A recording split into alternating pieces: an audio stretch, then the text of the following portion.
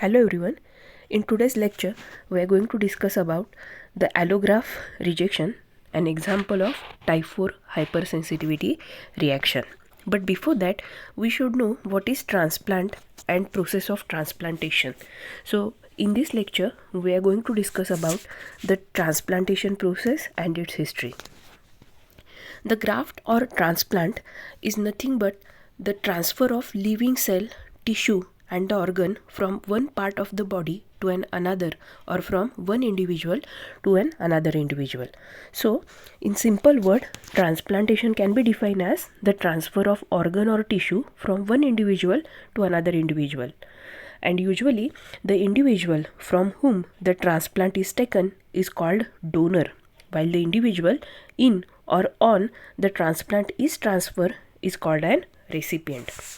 या लेक्चरमध्ये आपण काय बघणार आहे? ट्रान्सप्लांटेशन म्हणजे काय, ट्रान्सप्लांट म्हणजे काय. आपण आता जसं म्हटलं तसं की ट्रान्सप्लांटेशनमध्ये जो ट्रान्सप्लांट म्हणजे एखादा ऑर्गन जो दुसऱ्याला देतो त्याला आपण म्हणतो डोनर, आणि ज्याच्यात ऑर्गन ट्रान्सप्लांट केला जातो त्याला म्हटलं जातं रेसिपियंट. मग कॉमन क्वेश्चन येतो, why the transplantation is necessary. ट्रान्सप्लांटेशनची गरज का असते आणि ती केव्हा ट्रान्सप्लांटेशन केलं जातं. So usually transplantation is necessary to restore the normal function of the body whenever any organ or tissue is irreversibly damaged.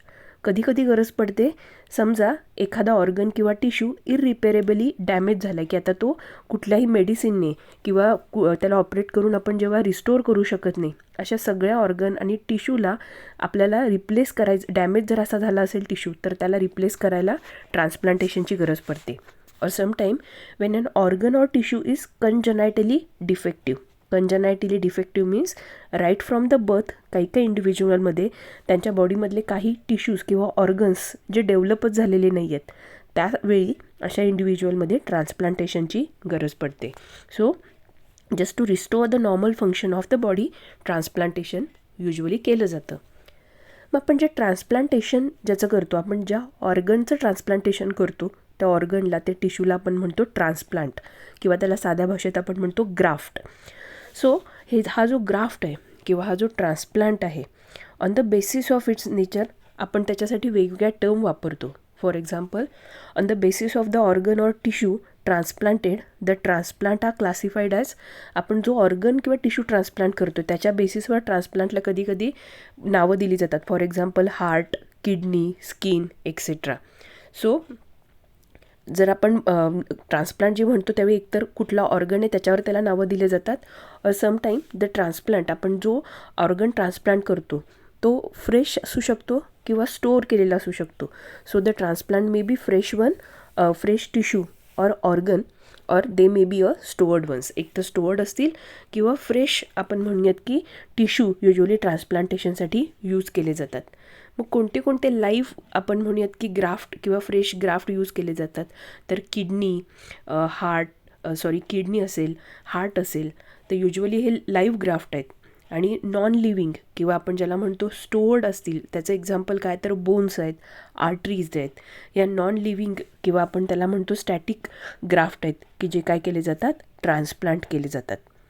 जसं आपण एखादा ट्रान्सप्लांट करणारा जो ऑर्गन आहे त्याला त्याच्या ऑर्गनवरून त्या ट्रान्सप्लांटला नाव देतो, किंवा तो ट्रान्सप्लांट फ्रेश आहे की स्टोअर्ड आहे असं म्हणतो. त्याचप्रमाणे on the basis of the genetic and antigenic relationship between the donor and recipient, graft are classified into 4 types.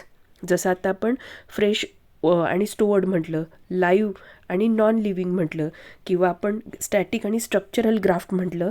Similarly donor आणि रेसिपियंट मधलं जे जेनेटिक आणि अँटीजेनिक रिलेशनशिप आहे त्याच्यावर बेस्ड आपण ग्राफ्टला 4 टाईपमध्ये क्लासिफाय करतो. On the basis of the antigenic and genetic relationship between the recipient and donor, the graft is classified into 4 types as autograft. Autograft केव्हा म्हटलं जातं, when the एखाद्या ग्राफ्टला ऑटोग्राफ्ट केव्हा म्हटलं जातं, when the donor and recipient are genetically, recipient and donor are genetically same आहेत, त्यावेळी त्याला काय म्हटलं जातं, ऑटोग्राफ्ट. म्हणजे सेम इंडिव्हिज्युअलमधूनच त्याच्या बॉडीतला एक पार्ट काढून आपण म्हणूयात दुसऱ्या ठिकाणी जर ट्रान्सप्लांट केला गेला की त्याला म्हटलं जातं ऑटोग्राफ्ट. असं ह्युमनमध्ये कॉमनली कशाचं केलं जातं, तर बर्न स्किनमध्ये केलं जातं, की जिथली स्किन बर्न झाली आहे बॉडीच्या दुसऱ्या ऑर्गनवरची आपण म्हणूयात रिजनवरची स्किन काढून काय केली जाते, बर्न एरियावर ट्रान्सप्लांट केली जाते. म्हणजे डोनर आणि रेसिपिएंट दोन्ही कोण आहे, सेमच इंडिव्हिज्युअल आहे, त्याच इंडिव्हिज्युअलमधली स्किन त्याच्याच दुसऱ्या बॉडी पार्टवर काय केली आहे, ट्रान्सप्लांट केली असेल तर अशा ग्राफ्टला काय म्हटलं जातं, त्याला आपण म्हणतोय ऑटोग्राफ्ट. विदिन ॲन इंडिव्हिज्युअल जेव्हा ग्राफ्टिंग केलं जातं त्यावेळी त्याला म्हटलं जातं ऑटोग्राफ्ट. मग आता ह्युमनमध्ये जसं एक एक्झाम्पल बघितलं आपण स्किनचं, तसं दुसरं कशाचं असतं तर तुम्ही बायपासच्या वेळी बघता आर्टरीज ज्या आहेत त्या युजली काय केल्या जातात, ते पण एक्झाम्पल कशाचं आहे, ऑटोग्राफ्टिंगचं एक्झाम्पल आहे. सिमिलरली दुसरा जो टाईप आहे त्याला आपण म्हणतो आयसोग्राफ्ट. सेकंड टाईप आहे त्याला आपण काय म्हणतो, आयसोग्राफ्ट. आयसोग्राफ्ट केव्हा म्हणणार आहे, आयसोग्राफ्ट आपण जेव्हा म्हणतो when donor and recipient belonging to the same species and both are genetically identical. जेव्हा डोनर आणि रेसिपियंट एकाच स्पेसीसचे असतील आणि जेनेटिकली आयडेंटिकल असतील आणि त्यांच्यात ग्राफ्टिंग होत असेल तर त्याला आपण म्हणतो आयसोग्राफ्ट. आता जेनेटिकली सिमिलर दोन वेगवेगळे इंडिव्हिज्युअल केव्हा असतात, ही केस फक्त एकाच वेळी असू शकते, ज्याला आपण म्हणतो ट्विन्स जे आहेत, आयडेंटिकल ट्विन्स जे आहेत त्यांच्यामध्ये अशी कंडिशन असते. मग जर समजा दोन ट्विन्स असतील त्यांच्यात जर त्यांच्यात जर ट्रान्सप्लांटेशन होत असेल तर त्याला काय म्हटलं जातं, युजली आयसोग्राफ्ट किंवा सिनग्राफ्ट म्हटलं जातं.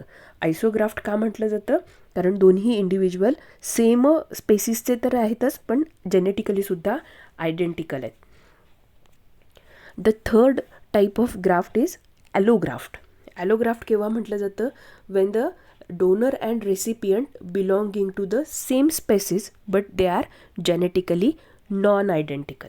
आपण म्हणूयात जेव्हा डोनर आणि रेसिपियंट दोन्ही काय आहेत, एकाच स्पेसीसचे असतील मात्र जे जेनेटिकली नॉन आयडेंटिकल आहेत, दोन वेगवेगळ्या इंडिव्हिज्युअलमध्ये जेव्हा ऑर्गन ट्रान्सप्लांटेशन केलं जातं किंवा डोनर आणि रेसिपियंट एकाच स्पेसीसचे आहेत पण दोन वेगवेगळे इंडिव्हिज्युअल आहेत, त्या ग्राफ्टिंगला आपण काय म्हणतो, युजली ॲलोग्राफ्ट म्हणतो.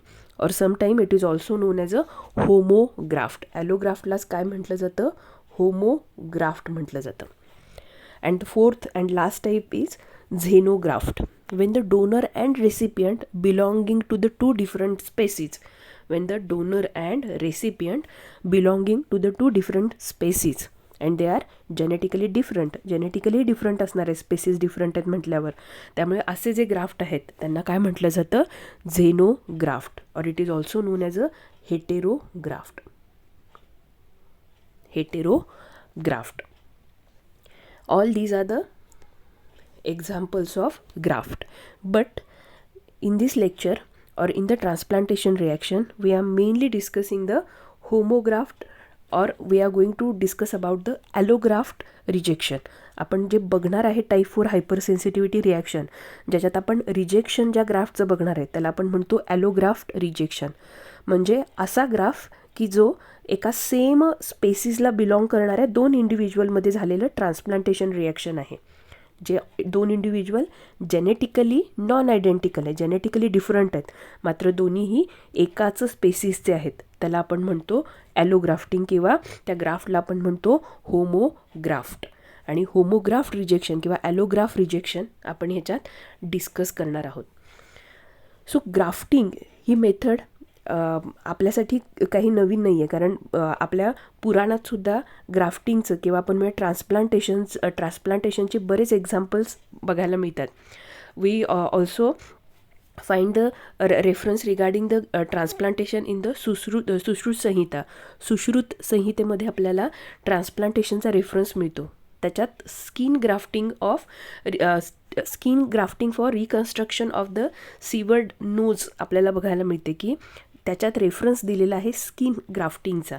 त्यामुळे ट्रान्सप्लांटेशन ही नवीन आपल्यासाठी असलेली किंवा ट्रान्सप्लांटेशनचा उल्लेख आपल्याला पुराणातही मिळतो. बट त्याचं जे मेकॅनिझम आहे ते मेकॅनिझम रिडिस्कवर केले आपण असं म्हणू शकतो by the scientist Medawar. He first time identify the antigen which is responsible for the rejection of the graft. आपण जेव्हा दोन जेनेटिकली नॉन आयडेंटिकल इंडिव्हिज्युअलमध्ये एखादा ऑर्गन ट्रान्सप्लांट करतो त्यावेळी त्याचं रिजेक्शन कुठल्या अँटीजनमुळे होतं हे पहिल्यांदा कुठल्या सायंटिस्टने डिस्कवर केलं होतं, तर Peter Brian Medawar in the year 1930, and he was also awarded with the Nobel Prize for his contribution in the medicine. त्यासाठी त्याला नोबेल प्राईजही मिळालं होतं. त्याने फाइंड आउट काय केलं होतं, he find out the antigen which is responsible for the rejection. आणि ते अँटीजन कोणतं आहे हे त्याने कसं फाइंड आउट केलं होतं, तो एक एक्सपेरिमेंट करत होता की ज्या एक्सपेरिमेंटमध्ये त्याला ते अँटीजन कोणतं हे लक्षात आलं. त्याच्या एक्सपेरिमेंटमध्ये त्याला काय लक्षात आलं, ॲलोग्राफ रिजेक्शन जेव्हा त्याने स्टडी केलं त्याने काय बघितलं, usually when a skin graft from one animal is transplanted to an another animal of the same species, जेव्हा सेम स्पेसिसच्या दोन ॲनिमलमध्ये त्याने स्किन ग्राफ्टचं ट्रान्सप्लांटेशन केलं त्यावेळी त्याच्या लक्षात काय आलं की सम स्पेसिस पहिल्यांदा काय जेव्हा आपण ग्राफ्ट त्याच्यात ट्रान्सप्लांट करतो initially it appears that the graft get accepted by the recipient. आपण म्हणूयात की जो ग्राफ्ट देतो, म्हणजे ग्राफ्टचा अर्थ कळतोय का बघा, ग्राफ्ट आपण कोणाला म्हणतो, जो टिश्यू किंवा जो ऑर्गन आपण दुसऱ्या ॲनिमलमध्ये ट्रान्सफर करणार आहे त्याला आपण ग्राफ्ट म्हणतो. आपण म्हणूयात की जो तो ग्राफ्ट देतो त्याला आपण म्हणणार आहे डोनर, आणि जो तो ग्राफ्ट घेतो त्याला आपण म्हणणार आहे रेसिपियंट. इनिशियली मेडेवरने काय ऑब्झर्व केलं तो आणि त्याचे जे काही कोवर्कर्स होते किंवा कलिग्स होते त्यांनी काय त्यांच्या लक्षात आलं की when a skin graft from an animal is transferred, initially the graft seems to be accepted by the recipient. असं वाटते की तो ग्राफ्ट काय केला, रेसिपियंटने ॲक्सेप्ट केलेला आहे. कधीपर्यंत, जोपर्यंत वॅस्क्युलरायझेशन होत नाही तोपर्यंत. वॅस्क्युलरायझेशन म्हणजे ब्लड वेसल्स त्या ग्राफ्टमध्ये तयार होत नाहीत तोपर्यंत. And after vascularization they observe that after 2 to 3 days, पहिल्या 2 ते 3 दिवस वॅस्क्युलरायझेशनसाठी लागणारा जो वेळ आहे, पहिल्या 2 ते 3 दिवस त्यांना काय लक्षात आलं की तो ग्राफ्ट ॲक्सेप्ट झाल्यासारखा दिसत होता. बट आफ्टर 3 days और अबाउट 4 days त्यांना काय लक्षात आलं, इन्फ्लमेशनच्या रिॲक्शन स्टार्ट व्हायला लागलेल्या त्यांच्या लक्षात आलं.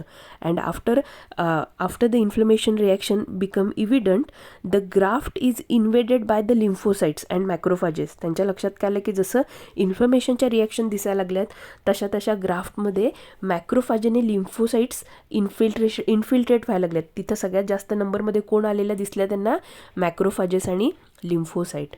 And around 14 days after the transplantation, 14 days नंतर त्यांच्या काय लक्षात आलं की जो स्किन ग्राफ्ट आधी ॲक्सेप्ट झाल्यासारखा दिसत होता तो ग्राफ्ट आता काय झाला आहे, रिजेक्ट झालेला आहे. रिजेक्ट झाला म्हणजे त्यांच्या काय लक्षात आलं की इनिशियली तो ग्राफ्ट कसा झाला, it appears like an ischemic necrosis, scab like appearance त्याला आलं. स्कॅब म्हणजे खपली बसल्यासारखं तो स्किन ग्राफ्ट त्यांना दिसायला लागला. कधी, आफ्टर 14 days. आणि त्याचं त्यांनी रिझन जेव्हा बघितलं की तो रिजेक्ट का झाला, तर त्यांना त्या ग्राफ्टमध्ये काय दिसलं, they observe the infiltration of large number of lymphocytes and macrophages. Mainly कुठल्या सेल्स होत्या त्यात, लिम्फोसाइट्स आणि macrophages. And they observe formation of a blood thrombi and vascular, जे काही ब्लड वेसल्स तयार झाल्या होत्या त्या सगळ्या ब्लड वेसल्स ज्या आहेत त्या काय झाल्या आहेत, क्लॉट झालेल्या, किंवा आपण म्हणूयात त्यांच्यामध्ये ब्लड क्लॉट किंवा थ्रॉम्बिन फॉर्म झालेला त्यांनी ऑब्झर्व केला. हे कधी झालं, after 14 days of the initial transplantation. जेव्हा सबसिक्वेंटली त्यांनी त्याच ॲनिमलमध्ये हे जे पहिली रिॲक्शन त्यांनी बघितली त्यावेळी त्यांनी काय म्हटलं की फर्स्ट सेट ऑफ रिजेक्शन. त्याने फर्स्ट सेट ऑफ रिजेक्शन म्हटलं त्या एक्सपेरिमेंटमध्ये. देन त्यांनी काय केलं की सेम ॲनिमलमध्ये, ज्या ॲनिमलमध्ये पहिल्यांदा ग्राफ्ट रिजेक्ट झाला होता त्याच ॲनिमलमध्ये जेव्हा त्यांनी सेकंड टाईम परत स्किन ग्राफ्ट ट्रान्सप्लांट केला, इफ द सेम ॲनिमल ज्याने पहिल्यांदा तो काय केला होता, ग्राफ्ट रिजेक्ट केला होता, त्याला जर आपण काय केलं, परत त्याच्यात ट्रान्सप्लांटेशन केलं. कशाचं ट्रान्सप्लांटेशन केलं, तर सेम स्ट्रेनपासून, ज्याच्यापासून आधी काय घेतलं होतं, स्किनचा ग्राफ्ट घेतला होता, तोच स्किनचा ग्राफ्ट जर परत त्याच ॲनिमलमध्ये ट्रान्सप्लांट केला तर त्यांच्या काय लक्षात आलं, when they transplant the same skin graft, कोणाच्यात ट्रान्सप्लांट केला की ज्याने ऑलरेडी हा स्किन ग्राफ्ट रिजेक्ट केला होता, त्याच माईसमध्ये जेव्हा ट्रान्सप्लांट केला गेला त्यावेळी त्यांच्या लक्षात काय आलं की वॅस्क्युलरायझेशन झाल्यानंतर विदिन 6 days तो ग्राफ्ट काय झाला, स्किन ग्राफ्ट रिजेक्ट झाला. त्याला त्यांनी नाव काय दिलं, second set of rejection or second set of response. या एक्सपेरिमेंटमध्ये त्या मेंढ्यावरच्या काय लक्षात आलं की फर्स्ट सेट ऑफ रिजेक्शनसाठी लागणारा वेळ हा जास्त आहे आणि सेकंड सेट ऑफ रिजेक्शनसाठी लागणारा वेळ काय आहे, कमी आहे. आणि त्याला त्यांनी रिझन काय दिलं की फर्स्ट सेट ऑफ रिजेक्शनमध्ये जो काही रेसिपियंट आहे त्याची इम्युन सिस्टीम सेन्सिटाइज्ड होते आणि आपण म्हणूयात की सेकंड सेट ऑफ रिजेक्शनमध्ये इफेक्टार फेजमध्ये त्या मेमरी सेल्स आहेत त्या खूप लवकर ॲक्टिवेट होतात आणि आपल्याला सेकंड सेट ऑफ रिजेक्शन बघायला मिळतं. हा एक्सपेरिमेंट कोणी परफॉर्म केला होता, पीटर मॅडावारने. आणि त्याच्या बेसिसवर त्याने जे अँटीजन इन्व्हॉल्व आहेत ते फाइंड आउट केले की ज्याच्यामुळे ग्राफ रिजेक्शन होतं. सो ही इंट्रोड्यूस करताना त्याने काय सांगितले की रिजेक्शन कशाला म्हणायचं, तर transplant rejection is a process in which transplant recipients immune system attack the transplant organ or tissue. मग ट्रान्सप्लांटेशन रिजेक्शनमध्ये किंवा आपण म्हणूया ज्याला ॲलोग्राफ्ट रिजेक्शन ज्याला आपण म्हणतो म्हणजे काय, तर it is nothing but the transplant rejection is a process in which a transplant recipient's immune system attacked the transplanted organ or tissue. आणि ह्यालाच आपण म्हटलं ॲलोग्राफ रिजेक्शन. सो मेनली कोणते कोणते अँटीजन या रिजेक्शनसाठी इन्व्हॉल्व असतात किंवा कोणते कोणते अँटीजन मेनली ह्याच्यासाठी रिस्पॉन्सिबल असतात, तर the antigens which are mainly responsible for the graft rejection are major histocompatibility complex, MHC class of molecule ज्याला आपण म्हणतो किंवा मेजर हिस्टोकम्पॅटिबिलिटी कॉम्प्लेक्स, जे हे जे अँटीजन आहेत त्यालाच युजली ट्रान्सप्लांटेशन अँटीजनसुद्धा म्हटलं जातं, कारण ह्याच अँटीजनमुळे ग्राफचं काय होतं, रिजेक्शन होतं. युजली प्रत्येक इंडिव्हिज्युअलमध्ये मेजर हिस्टोकम्पॅटिबिलिटी कॉम्प्लेक्स ज्या जीन्स आहेत त्या वेगवेगळ्या MHC मॉलिक्यूल काय करत असतात, सिंथसाइज करत असतात. ह्युमनमध्ये आपण ह्याच मेजर हिस्टोकम्पॅटिबिलिटी कॉम्प्लेक्स हा कशाचा बनलेला आहे, तर हा ह्युमन ल्युकोसाईट अँटीजनचा बनलेला आहे. सो ह्युमन ल्युकोसाईट अँटीजनचं मिळून काय बनतं, आपण म्हणूयात मेजर हिस्टोकम्पॅटिबिलिटी कॉम्प्लेक्स. कोणामध्ये, इन केस ऑफ ह्युमन. मग हा जो HLA किंवा आपण ह्युमन ल्युकोसाईट अँटीजन आहे म्हणतो, it is mainly responsible for the rejection. म्हणजे जर डोनर आणि रेसिपियंटमध्ये जर HLA इनकम्पॅटिबिलिटी असेल, मॅच होणारे ह्युमन ल्युकोसाईट अँटीजन नसतील, तर ग्राफचं रिजेक्शन होतं.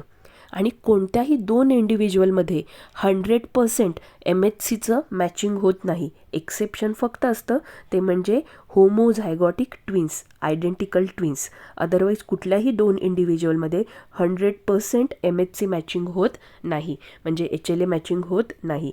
मग जास्तीत जास्त HLA कम्पॅटिबल जर रेसिपियंट आणि डोनर असतील तर ग्राफ ॲक्सेप्टन्सचा चान्स इन्क्रीज होतो, म्हणजे ग्राफ रिजेक्शनचा चान्स कमी कमी होत जातो. त्यामुळे ग्राफ रिजेक्शनमधलं महत्त्वाचं अँटीजन कुठलं आहे, तर HLA antigen or major histocompatibility antigen. आता हे मेजर हिस्टोकम्पॅटिबिलिटी अँटीजन आपल्याला माहिती आहे ह्युमनमध्ये there are 2 type of MHC molecule, major histocompatibility class 1 and major histocompatibility class 2 antigen. Major histocompatibility class 1 antigen, it is mainly expressed or it is present on the surface of all the nucleated cells of the body.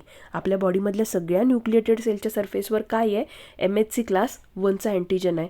आणि MHC class 2चा antigen कुठं आहे, तर there are certain lymphocyte or specifically antigen presenting cell, they only express the MHC class 2 molecule on their surface.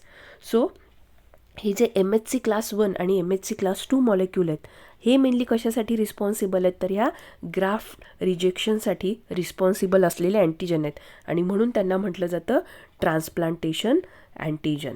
So in the next lecture we will discuss about the mechanism of the allograft rejection.